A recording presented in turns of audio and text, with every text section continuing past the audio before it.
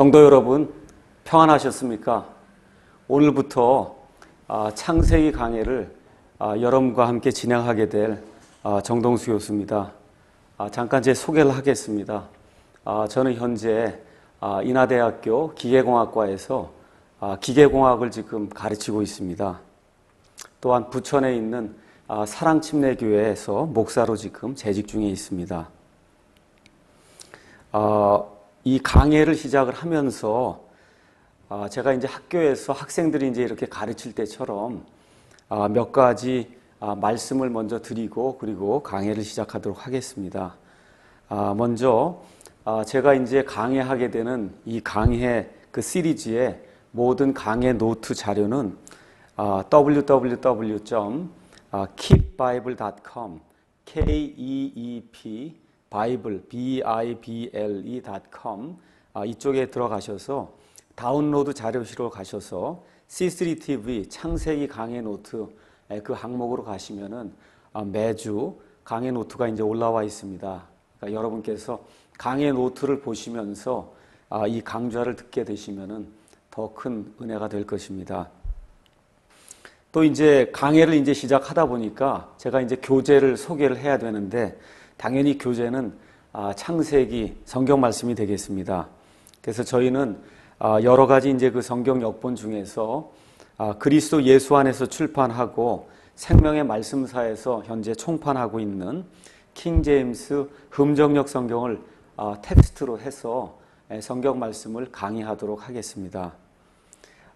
또한 여기 그 교재와 더불어 서너 가지 참고 목록을 여러분에게 이제 말씀드리도록 하겠습니다. 먼저 미션하우스에서 나온 C.H. 강과 그 다음에 넬슨이라고 한 사람이 이렇게 저술한 한자에 담긴 창세기의 발견이라고 하는 그런 책이 있습니다. 우리 한국 사람들에게는 아마 창세기와 한자와의 관계를 이렇게 잘 풀어주면서 하나님의 말씀이 참으로 진리라고 하는 것을 보여주는 아주 좋은 그러한 책이 되니까 여러분께서 창세기 강해를 이제 들으시면서 시간이 되시면 한자에 담긴 창세기의 발견 이 책을 보시면 큰 도움이 될 것입니다. 그리고 전도출판사에서 헨리 모리스 박사님이라고 하는 분이 저술한 창세기 상이라는 책과 창세기 연구하 그리고 성경은 해답을 가지고 있다라는 책이 있습니다. 헨리 모리스 박사님은 미국의 창조과학회라고 하는 그와 같은 단체를 설립한 분이십니다.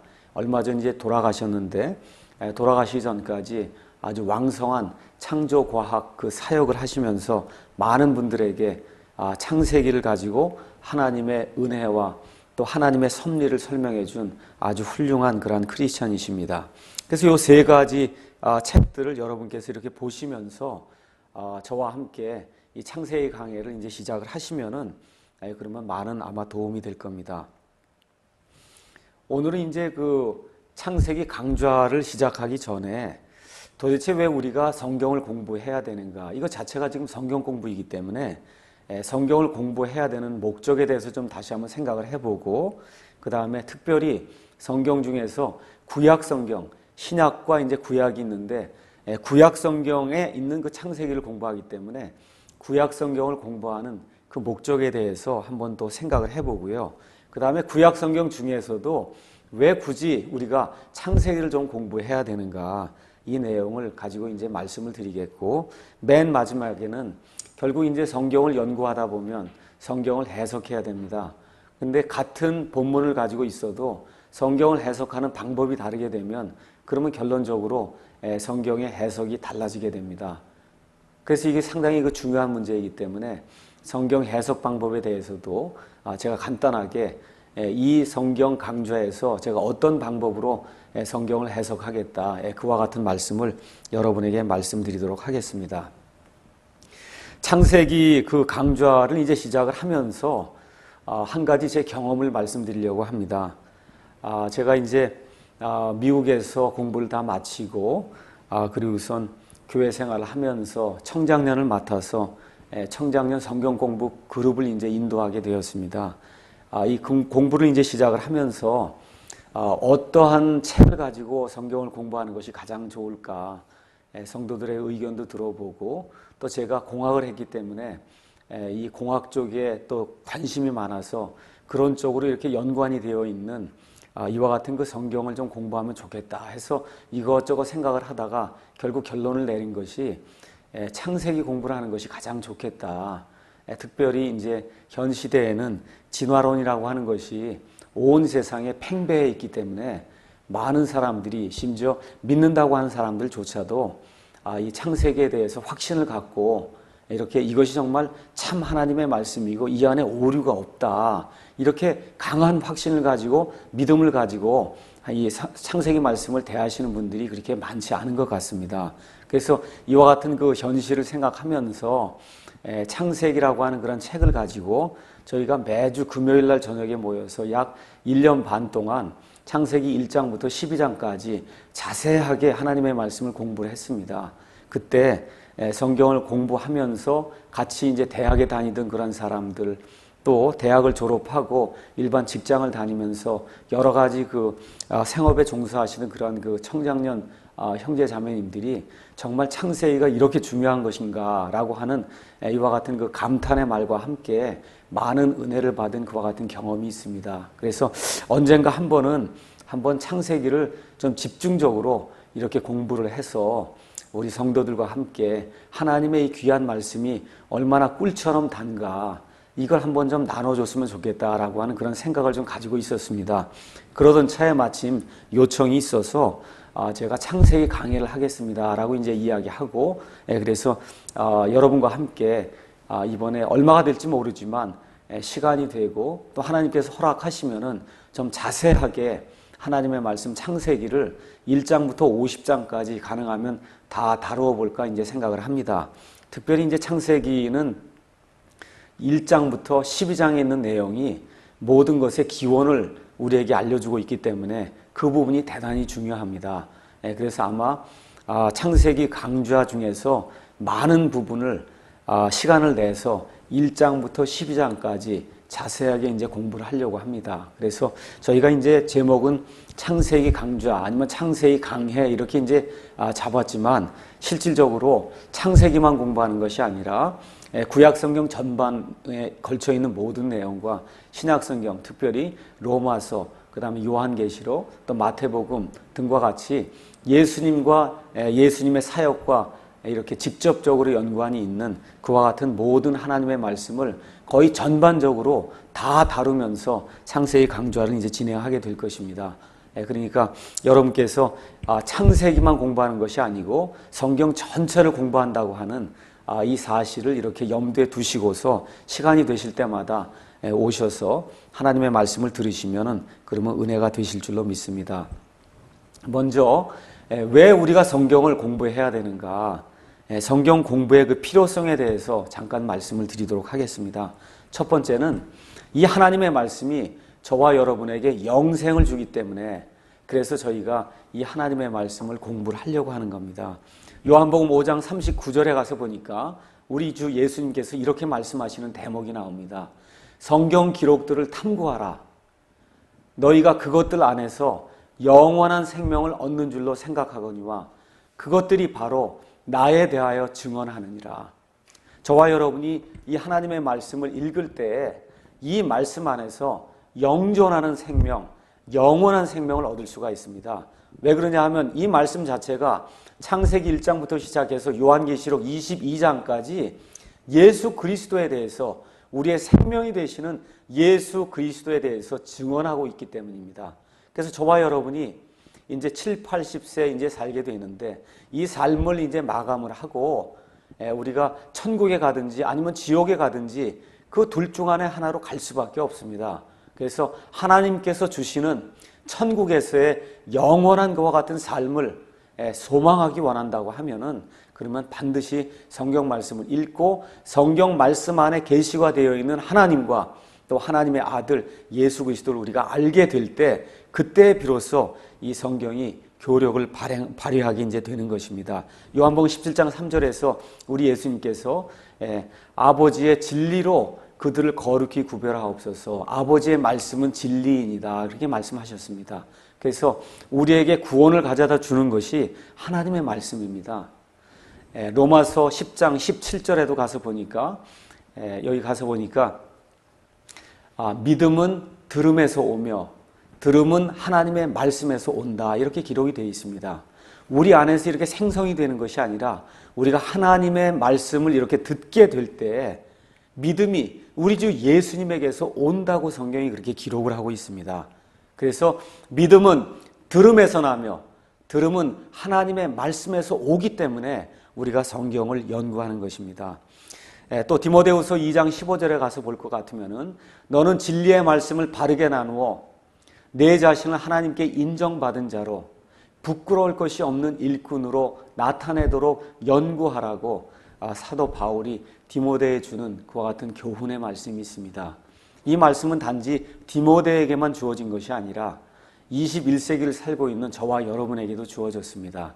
그래서 저와 여러분이 이 진리의 말씀, 창세기 1장부터 요한계시록 22장까지 나와 있는 이 진리의 말씀을 바르게 나누어서 연구해서 보게 될 때 하나님 앞에 부끄러울 것이 없는 그와 같은 일꾼으로 저와 여러분이 설 수가 있습니다. 자, 성경이 이제 우리에게 전달된 그러한 전달 과정에 대해서 우리가 잠깐 살펴볼 필요가 있습니다. 성경에 나와 있는 이 하나님은 자기 자신을 사람들에게 계시하시는 분입니다. 그래서 계시라고 하는 것은 하나님께서 하나님 자신과 하나님의 모든 계획과 뜻을 사람들에게 이렇게 드러내어 보여주는 것을 계시라고 이야기합니다. 그래서 이와 같은 하나님의 계시가 없으면 어떤 사람도 하나님에 대해서 알 수가 없고 예수 그리스도에 대해서 알 수가 없고 또 영존하는 생명에 대해서 알 수가 없습니다. 그래서 하나님께서 먼저 자기 자신을 드러내어서 자신의 뜻을 드러내어서 보여주시는 그와 같은 과정을 우리가 계시라고 이야기합니다. 근데 그 계시가 이렇게 말로 주어지고 글로 기록이 되지 않으면 그것이 항상 소실이 될 그와 같은 위험이 있습니다. 그래서 하나님께서는 이 모든 하나님의 계시를 말로다가 이 글로다가 해서 이렇게 기록을 해주셨습니다. 이와 같은 그 과정을 우리가 영감이라고 이야기합니다. 그래서 디모데후서 3장 16절 17절 말씀을 가서 볼 것 같으면은 모든 성경 기록은 하나님의 영감으로 주신 것으로 교리입니다. 교훈이 아니고 교리와 책망과 바로잡음과 의로 교육하기에 유익하니 이것은 하나님의 사람이 완전하게 되어 모든 선한 일에 철저히 갖추어지게 하려 함이라 이렇게 기록이 되어 있습니다. 그래서 여기 보니까 하나님께서 우리에게 그 계시를 주시고 난 이후에 그거를 글로 기록하게 하셨는데 그걸 어떻게 하셨냐 하면은 영감으로 하셨다는 겁니다. 영감이라고 하는 것은 숨을 불어넣어 주셨다 그런 이야기입니다. 제가 지금 여러분에게 이렇게 말씀을 전하면서 숨을 쉬고 있습니다. 그래서 숨을 쉬는 가운데 제 입에서 이제 말이 나오거든요. 하나님께서 하나님의 말씀 단어들을 주실 때에도 하나님께서 직접 숨을 불어넣어 주셔서 그 단어 한 단어 한 단어 한 단어에 하나님의 숨이 들어가서 그 단어들이 모두 살아있는 그와 같은 단어들이 되게 그렇게 만들어 주셨다는 겁니다. 이와 같은 과정을 우리가 영감이라고 이야기합니다. 하나님께서 이렇게 히브리 말과 또 그리스 말로 이렇게 하나님의 말씀을 모든 단어들을 기록하게 하신 이후에는 하나님께서 지금 이 시간까지 하나님의 이 모든 단어들을 보존해 주십니다. 그래서 이 세 번째 과정을 우리가 보존의 과정이다 이렇게 이야기하고 있습니다. 시편 12편 6절에서 7절 말씀 볼 것 같으면은 주의 말씀들은 순수한 말씀들이니 여기 나와 있는 말씀들은 단어들을 이야기하는 겁니다. 주의 말씀들은 순수한 말씀들이니 흑도가니에서 정제하여 7번 순수하게 만든 은 같도다. 오 주여 주께서 그것들을 지키시며 그 말씀들을 지키시며 주께서 그것들을 이 세대로부터 영원히 보존하시리이다 이렇게 기록이 되어 있습니다. 그래서 이 말씀에 따라서 하나님의 모든 말씀이 이제부터 우리가 공부하게 될 창세기에 나와 있는 모든 단어가 지금 이 시간까지 저와 여러분을 위해서 보존이 되어 있습니다. 자, 이렇게 보존이 된 성경이 원래는 히브리 말과 그 다음에 그리스 말로 이렇게 기록이 되었고 보존이 되었는데 이제 이방 모든 민족들에게 이 성경이 퍼져나가게 되다 보니까 각 나라의 말로 번역이 되게 되었습니다. 그래서 여러 나라 말로 이제 번역이 되는 가운데 신약 성경과 구약 성경이 하나의 성경으로 홀리 바이블로 이렇게 정착이 되면서 한 권으로 이렇게 두 권이 엮이게 된 그와 같은 일이 주후 한 13세기, 14세기경에 영국에서 영어를 통해서 이제 일어나게 됩니다. 그래서 영어 성경에서 비로소 처음으로 구약 성경과 신약 성경이 하나의 전체 홀리 바이블로 묶이는 그와 같은 일이 이제 생기게 되었습니다. 여러분께서 이제 그 성경을 번역을 하다 보면은 그 안에 그 번역을 위한 대본이 필요하다는 것을 금방 아실 겁니다. 이 번역의 대본에는 성경이 한 대본만 있는 것이 아니라 성경 조금만 공부하시고 또 신학교 가셔서 성경 사본학에 대해서 조금만 들어보시면 어느 누구나 다 알 수 있는 내용이 있습니다. 그것은 뭐냐 하면 성경 번역을 할 때 필요한 대본이 두 종류라는 겁니다. 그래서 간단하게 말씀드리면 로마 카톨릭 교회가 우리에게 제공해 준 그와 같은 카톨릭 대본이 있고 로마 카톨릭 교회를 저항하고 나온 종교 개혁자들이 사용한 그와 같은 프로테스탄트 본문이 있습니다. 그래서 저희가 이제 이 성경 강좌에서는 킹 제임스 흠정역 성경을 가지고 텍스트로 해서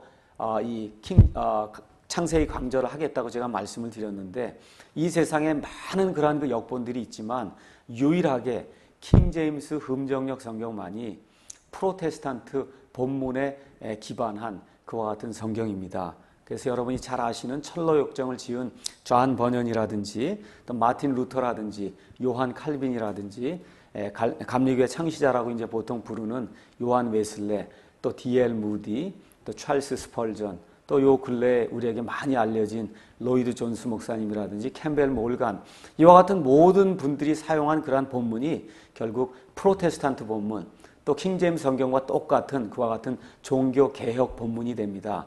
그래서 이와 같은 분들이 사용한 이 성경을 사용해서 제가 창세기 강좌를 하려고 합니다. 거기에는 좀 이유가 있습니다. 무엇이냐 하면은 지금까지 지난 한 400년 동안 전 세계의 모든 영어권과 또 믿지 않는 그런 모든 세계에 성경이 번역되어 들어갈 때 그 대본이 됐던 그런 성경이 영어 킹제임스 성경입니다. 그래서 우리가 성경을 보통 홀리 바이블 그렇게 이야기하는데 영미권에서는 홀리 바이블 하면 지금까지도 킹제임스 성경 하나뿐이 없습니다. 그래서 이 킹제임스 성경이 가장 근본적인 그런 교회들에서 보수적인 그런 교회들에서 사용이 될 뿐만 아니라 지난 한 400년 동안의 신학과 교리가 각 교단마다 이렇게 발전이 되면서 이제 계승이 되어 왔는데 그 신학과 교리의 근간이 된 성경은 킹제임스 성경뿐이 없었습니다. 지난 한 400년 동안 1970년 이후에 NIV라든지 하는 그런 영어 성경이 이제 몇 개가 나오게 되었죠. 그 전에는 영어 성경을 가지고 대부분의 그와 같은 교리들이 이제 형성이 되고 신학이 형성이 됐는데 그 형성이 된 모든 것의 배경이 뭐냐? 영어 킹제임스 성경입니다. 그렇기 때문에 저와 여러분이 이 킹제임스 흠정역 성경을 가지고 이 창세기 강해를 이제 하면서 성경을 이제 살펴보다 보면 이것이 왜 근본주의자들 아니면 성경을 보수적으로 믿는 그와 같은 사람들의 성경이고 또 성경 해석 방법이고 여기에 바로 하나님의 말씀이 있구나 하는 것을 저와 여러분이 금방 아마 깨닫게 될 것입니다. 그래서 번역의 이제 과정을 거친 이후에 이제 성경을 해석하는 그와 같은 이 성경이 여러 가지 단계가 있습니다. 성경 해석에 대해서는 오늘 마지막 시간에 제가 말씀을 드리도록 하겠습니다.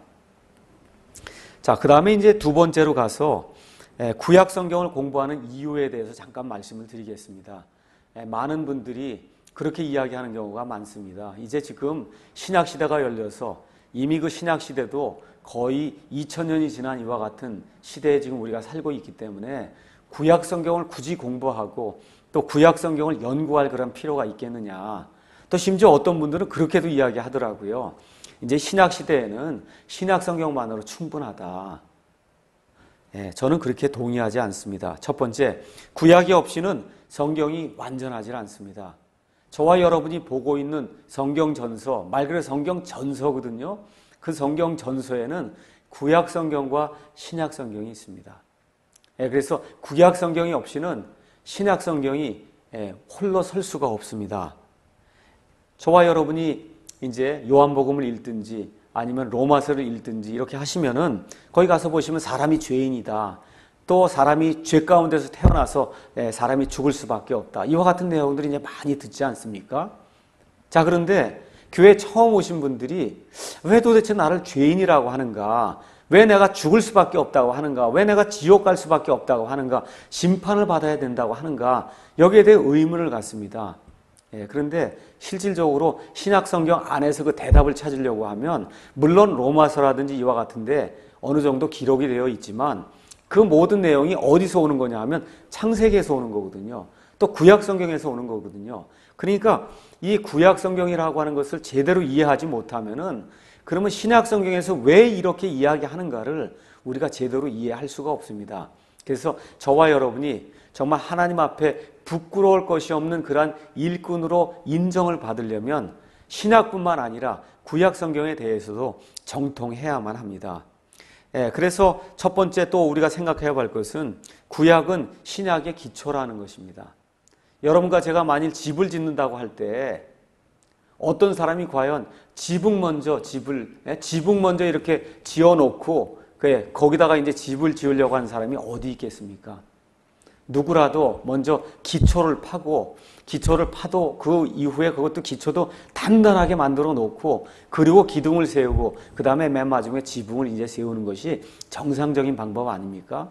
우리 예수 믿는 것에 있어서도 기초가 튼튼하지 않으면 그러면 여러 가지 잘못된 그러한 교리의 풍조에 휩쓸리기 쉽고 이단에 빠질 수도 있고 여러 가지 어려움에 봉착할 수가 있습니다. 그래서 가장 중요한 것이 기초를 올바로 놓는 것입니다.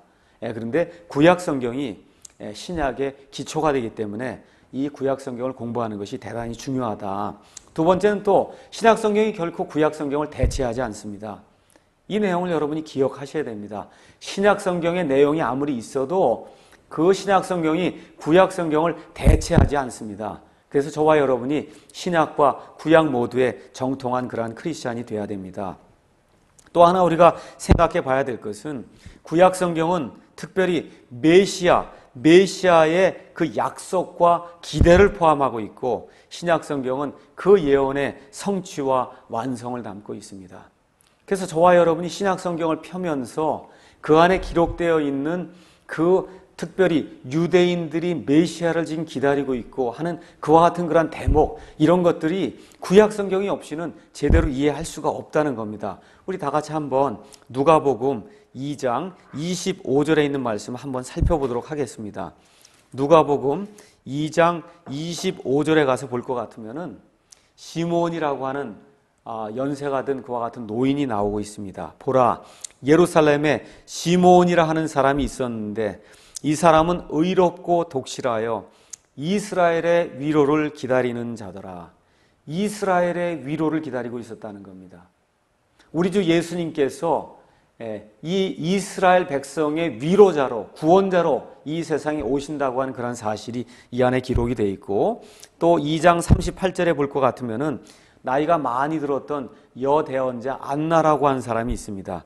마침 그때 그녀가 나와 마찬가지로 주께 감사를 드리고 예루살렘에서 구속을 기다리던 모든 사람에게 이 아이 즉 예수님에 대하여 말하니라 이렇게 기록이 되어 있습니다.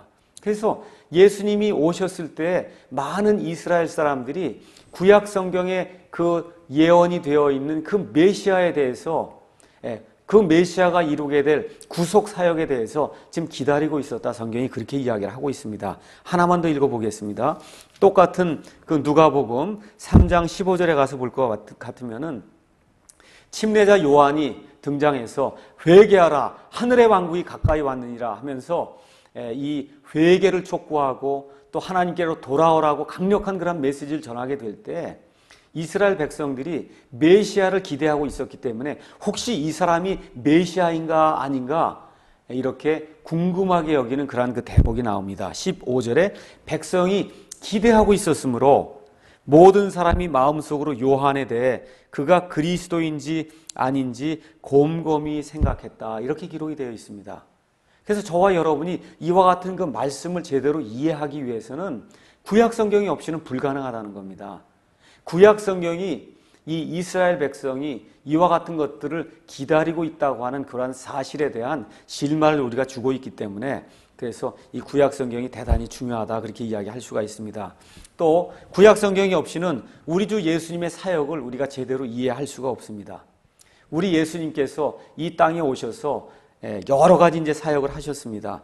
메시아가 오셔서 우리가 다 아시듯이 첫 번째 오신 사실을 우리가 초림이라 그러고 두 번째는 나중에 오시는 것을 재림이라고 합니다. 그래서 첫 번째 오셔서 우리 예수님께서 왜 십자가에 달려 돌아가셔야 됐는가? 피를 흘려야 되셨는가? 또 두 번째 재림하실 때 예수님께서 왕으로 오시는가? 그래서 종으로 오시는 메시아, 왕으로 오시는 메시아, 이와 같은 그 모든 내용이 다 구약 성경에 기록이 되어 있습니다. 여러분께서 이사야서 53장 1절부터 마지막 절까지 보시되 특별히 53장 10절에서 12절 이런 내용을 보시면은 메시아가 죽었음에도 불구하고 메시아의 씨가 생긴다고 이야기하고 이런 것을 가만히 보면 메시아가 부활해야 되고 또 메시아가 다시 재림해야 되고 이와 같은 사실을 우리가 이러한 성경 구절들을 통해서 이제 알 수가 있습니다. 또 하나 우리가 생각해야 될 것은 구약 성경이 저와 여러분이 지금 믿고 있는 기독교의 역사적 배경을 제공해 주고 있습니다. 그래서 이스라엘의 유대교가 먼저 있고 그 뒤에 기독교가 나옵니다. 이 사실을 저와 여러분이 잘 기억을 해야 됩니다. 로마서의 말씀 하나만 더 읽어보도록 하겠습니다.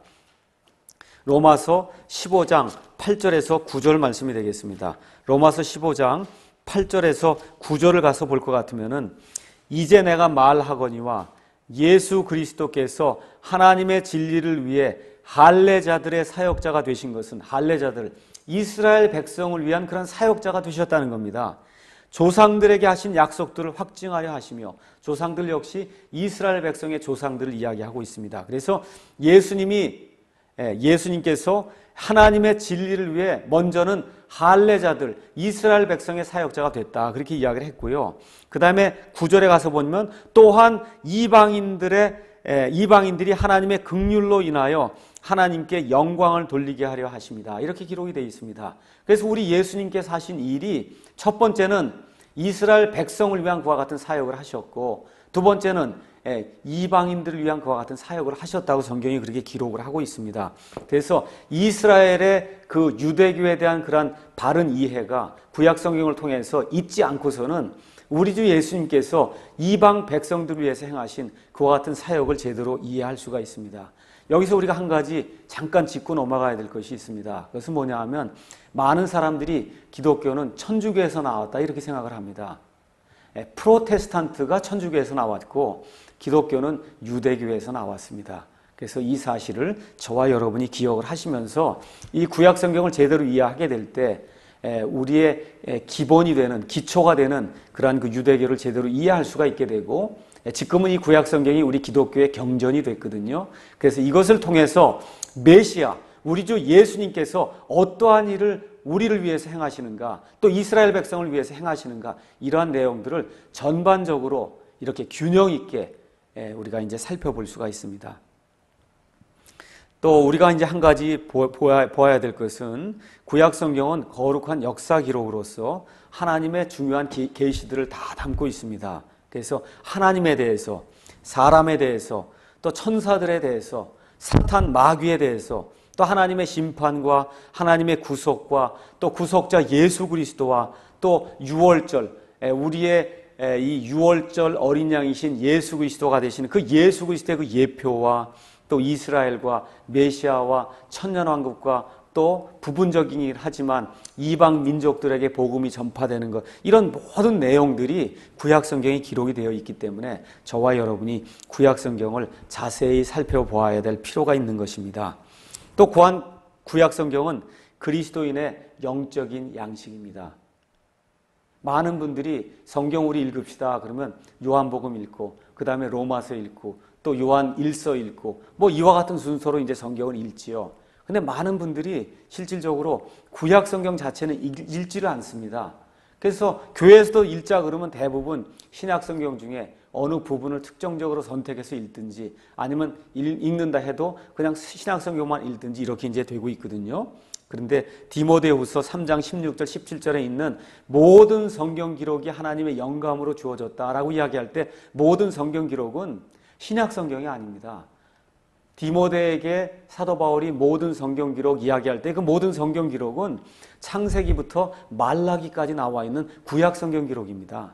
그 구약 성경 기록이 우리에게 교리가 된다는 거예요.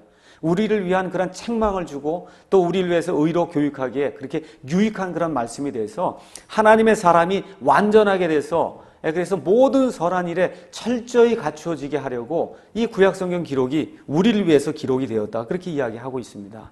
또 로마서 15장 4절에 가서 볼 것 같으면은 무엇이든지 전에 기록된 것은 우리의 배움을 위하여 기록되었으니 이것은 우리가 성경 기록들이 주는 인내와 위로를 통해 소망을 가지게 하려 합니다. 이렇게 기록이 되어 있습니다. 그래서 무엇이든지 전에 기록된 것, 그 중에 하나가 구약 성경입니다. 그래서 저와 여러분이 이제부터는 성경을 읽읍시다. 아니면 내가 성경을 읽어야 되겠다. 이렇게 작정을 하시면은 창세기를 10번만 읽으십시오.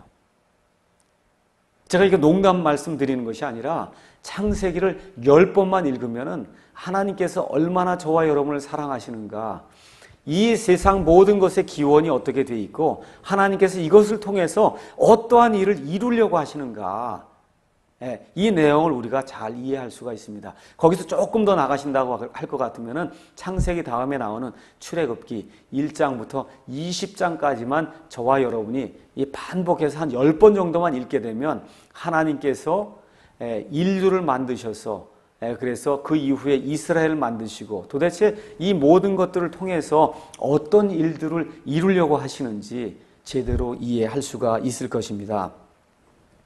자, 그래서 이 구약 성경 안에 이제 하나님의 법이 들어있고 죄에 대한 선고와 심판이 들어있고 찬양과 기도가 들어있고 이스라엘 역사를 통한 하나님의 섭리가 그 안에 들어있습니다. 특별히 신약 성경은 우리 신약 시대를 사는 그런 많은 크리스천들의 교회 안에서 행해야 될 어떤 그런 규칙이라든지 교리가 많이 들어있습니다. 그런데 구약 성경은 그 안에 많은 유형의 인물들에 대한 그러한 실질적인 역사가 들어있습니다. 그래서 구약 성경을 읽을 때 특히 저 같은 경우는 사무엘기 상하라든지 열왕기 상하를 읽을 때 그 안에 나와 있는 여러 왕들의 그와 같은 그 이야기들을 읽으면서 많은 은혜를 받습니다. 왜냐? 그 안에 들어있는 그 사람들이 바로 제 모습이기 때문에 그렇습니다. 그래서 읽어보시면 각 사람에게 주시는 하나님의 말씀이 오묘하게 각각에게 다가오는 말씀이 오묘하게 달게 다가온다고 한 사실을 저와 여러분이 알 수가 있을 것입니다. 그래서 시편에 있는 그와 같은 말씀을 통해서 어려움을 당할 때 위로를 받으시고 또 이사야서라든지 아니면 예레미야서를 저와 여러분이 공부하시면서 또 스가랴서, 말라기서, 또 아모스, 호세아 이와 같은 그 소대언서들을 우리가 공부하면서 예수님의 재림에 대해서, 예수님의 초림에 대해서 특별히 잘 이해할 수가 있습니다. 그래서 메시아의 사역이 앞으로 어떻게 될 것인가, 하나님께서 온 인류를 어떠한 역사를 거치면서 이렇게 이 시점까지 오게 하시는가, 앞으로 어떤 일들을 이루시려고 하시는가, 이러한 내용들을 구약 성경을 통해서 잘 이해할 수가 있습니다. 또 하나님께서 나중에 이 땅에 1000년 동안 천년 왕국을 이제 세우시게 됩니다. 우리 예수님께서 이 땅에 직접 내려오셔서 철장을 휘두르시며 의로 온 세상을 다스리시는 거의 완벽한 세상, 천년 왕국이 이제 이루어지게 됩니다. 그것이 이루어진 이후에 새 하늘과 새 땅이 이제 이루어지면서 우리가 앞으로 다가오는 그와 같은 영혼을 이제 바라보게 될 것입니다. 그래서 천년 왕국과 그 메시아 왕국에 대해서도 사무엘기하 7장 4절에서 17절, 이사야서 11장 6절에서 9절, 이사야서 65장 66장, 스가랴서 13장 9절, 예레미야 30장 9절, 에스겔서 40장에서 48장까지 이 모든 말씀들이 천년왕국과 메시아의 도래에 대해서 이야기를 하고 있습니다. 이제 세 번째 주제로 가서 왜 창세기를 공부하는가 잠깐 여러분에게 말씀드리도록 하겠습니다. 창세기는 유대인들의 그 믿음의 기초가 될 뿐 아니라 저희가 지금 믿고 있는 기독교 아니면 크리스찬 믿음의 기초가 됩니다. 그래서 이 창세기에 대한 이해가 없이는 또 창세기의 말씀에 대한 확신이 없이는 저와 여러분이 이 기독교 신앙을 제대로 가질 수가 없습니다. 제가 간단하게 말씀을 드리겠습니다. 저와 여러분이 예수 그리스도를 구원자여 주님으로 맞아들이게 될 때는 우리 몸이 부활할 것을 믿습니다. 여러분 믿으십니까? 저와 여러분이 예수님께서 공중에서 강림하실 때 거기 살아남아 있는 그런 자들이 있으면 휴거를 받을 것이고, 그때 예수님 내려오실 때 무덤 속에 들어가 있는 그리스도 안에 있는 사람들은 몸이 부활해서 영화롭게 될 것으로 믿습니다. 자, 그런데 우리 하나님이 그와 같은 능력이 있다고 할 때는 어떠한 능력이 있으셔야 되냐 하면, 온 우주 만물을 창세기에 기록된 그대로 저와 여러분이 지금 살고 있는 이 땅뿐만 아니라 우리가 눈을 들어서 밤에 쳐다보면 우리 지구보다 훨씬 큰 그와 같은 별들이 수십억 개, 수조억 개, 수십조억 개가 넘게 그렇게 만들어져 있는데, 이 모든 것을 하나님이 말씀으로 순식간에 창조하셨다는 겁니다. 이와 같은 그 하나님을 우리가 믿지 못하면은 하나님께서 우리를 부활하신다, 부활하게 하신다, 우리를 또 공중으로 들어 올리신다, 우리에게 영원한 상속 유업을 주시고 하나님 계신 그와 같은 나라에서 우리가 영원히 살게 해주신다, 이와 같은 사실을 믿을 수가 없습니다. 교회 다닌다고 하는 많은 사람들이 학교에서 진화론을 배우고 또 학교에 가면 많은 사람들이 놀리고 하기 때문에, 그래서 이 하나님의 말씀, 특별히 창세기를 잘 이해를 못하고 이게 무슨 예수 믿는 사람들만이 갖는 그와 같은 믿음인가 보다 하고는 교회 와서는 창조를 믿는다고 이야기하는데 밖에 나가서는 우물쭈물하거나 창조에 대해서 확신을 갖고 말하지 못하는 경우가 상당히 많습니다. 그렇지만 기독교 신앙의 핵심은 창조주 하나님께서 이 모든 것을 무에서 유로 만드셨고 사람을 만드셨고, 사람을 만든 이후에 사람이 타락해서 죄 가운데 빠지게 됐고, 그것을 하나님께서 다시 되돌려 놓기 위해서 우리 주 예수님을 보내주셔서 저와 여러분이 우리의 행위와 상관이 없이 우리 주 예수님을 우리의 구원자여 주님으로 맞아들이게 될 때 우리 예수님께서 저와 여러분을 부활시켜 주셔서 예수님과 같은 그와 같은 영화로운 몸을 입게 해주신다는 겁니다. 그래서 창조주 하나님이 우리의 구속주 하나님이시여, 우리의 구속주 하나님일 뿐만 아니라 우리의 심판자 하나님이시라고 하는 이와 같은 사실을 우리가 알 수 있습니다. 그래서 창세기를 바르게 믿고 창세기를 바르게 확신하지 못하면 성경을 믿을 수가 없게 되고, 그렇게 되면 성경의 그리스도를 발견하기가 대단히 어렵습니다. 마지막으로 성경의 해석에 대해서 잠깐만 말씀드리고 마치겠습니다. 성경의 해석이라고 하는 것은 진리의 뜻을 발견하는 과정이다, 우리가 그렇게 이야기할 수가 있습니다. 그래서 해석이란 성경 구절의 정확한 뜻을 결정하는 겁니다.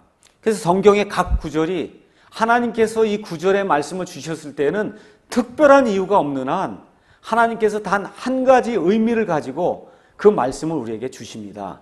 그래서 맥큐니라고 하는 사람이 이렇게 이야기했습니다. 성경의 목적은 너무나 분명하므로 바른 생각을 가진 사람이라면 누구든지 성령님께 직접 성경 말씀에 대하여 가르침을 받을 수 있다. 성경에 관한 어떤 신비주의적 해석이 필요 없다, 그렇게 이야기를 했습니다. 그래서 저와 여러분이 이제 창세기 강해를 공부하면서 어떠한 해석 방법을 취하느냐 하면 문법적인 해석 방법, 그 다음에 역사적인 해석 방법을 이제 취할 것입니다. 그래서 우리 이와 같은 성경 방법을 취하는 사람들 우리가 바이블 빌리버 아니면 비블리시스트, 그 다음에 한국말로는 성경 신자라 그렇게 이야기합니다. 그래서 문법적 해석은 뭘 이야기하는 거냐 하면 문맥에 맞추어 문자 그대로 정상적으로 해석을 한다는 겁니다. 그 문맥에 맞춰 정상적으로 해석을 할 것 같으면 창세기 1장에 나와 있는 그 6일 동안 하나님이 모든 걸 창조했다. 그 6일이 지금 있는 24시간에 하루 6번의 그 6일이라는 겁니다. 그거 이외에 다른 해석은 하나님께서 주시지 않았다고 믿는 겁니다. 그래서 이와 같은 해석 방법을 사용할 것이고, 또 창세기 5장 27절에 가서 볼 것 같으면 무드셀라가 969세를 살았다고 기록이 되어 있습니다. 그래서 지금 있는 그대로, 지금 우리가 살고 있는 그 1년 그대로 이 사람이 969년을 살았다고 저와 여러분이 그대로 믿는 것, 이런 해석 방법을 사용할 겁니다. 천년왕국 요한계시록 20장 2절, 3절, 4절, 5절, 6절, 7절에 가서 보면 1000년 동안 우리 주 예수님께서 다시시는 왕국이 있다고 성경이 이야기하기 때문에 저희는 말 그대로 문자 그대로의 천년왕국이 이 땅에서 이루어진다고 믿습니다. 이와 같은 해석 방법을 취해서 그래서 특별히 이스라엘 백성을 향해서 하나님께서 주시는 이와 같은 그 모세 오경 중에서 창세기를 공부하게 될 때 하나님께서 주시는 그 의미 그대로 그래서 우리가 그 뜻을 우리가 제대로 이해할 수 있다. 그렇게 말씀드릴 수 있습니다. 오늘 말씀을 요약하도록 하겠습니다. 오늘은 이제 성경 교재에 대해서 말씀드렸고요. 부교재에 대해서 좀 말씀을 드렸고, 성경을 왜 공부해야 되는가, 또 구약 성경을 왜 공부해야 되는가, 특별히 왜 창세기를 공부해야 되는가, 그리고 마지막으로 우리가 문법적인 그와 같은 해석 방법을 통해서 창세기 말씀을 이제부터 공부할 것이다. 이 내용을 말씀드렸습니다. 다음 시간에 또다시 뵙도록 하겠습니다.